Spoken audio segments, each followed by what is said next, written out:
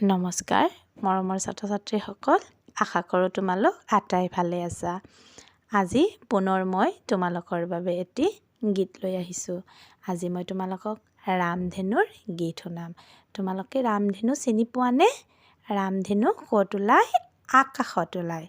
আজি সেই ৰামধেনুৰে গীত এটা মই তোমালোকক গাই শুনাম। তোমালোকে ধুনীয়াকৈ শুনিবা আৰু মোৰ গীতটি শুনি তোমালোকেও নিজে নিজে গাবলৈ চেষ্টা কৰিবা। আহাচোন এতিয়া গীতটো শুনা। ৰামধেনু ৰামধেনু ৰামধেনু আকাশত জিলিকে ৰামধেনু, সাতৰঙী ৰামধেনু ইমান ধুনীয়া, বেঙেনা বলেৰে ৰং বেঙুনীয়া, ঘন নীলা আকাশ নীলা আৰু সেউজীয়া, তাতে আনি সানি দিলে ৰং হালধীয়া, সুমথিৰা ৰঙা ৰঙে দিলেহি বোলাই, ওলাইছে ৰামধেনু আকাশ খুৱাই।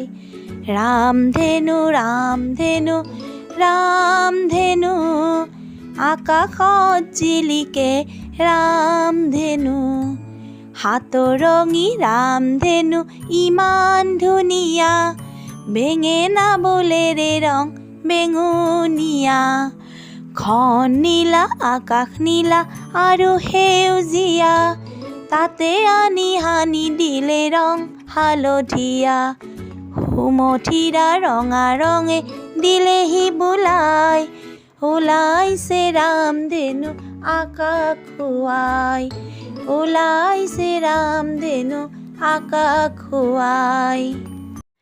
গীতটি শুনি কেনেকুৱা লাগিল তোমালোকৰ? নিশ্চয় ভাল লাগিছে, নহয়নে? তোমালোকে এই গীতটি শুনি ৰামধেনুৰ 7টা ৰঙৰ নাম মনত ৰাখিবলৈ চেষ্টা কৰিবা দেই। আজিলৈ আহোঁ, ধন্যবাদ।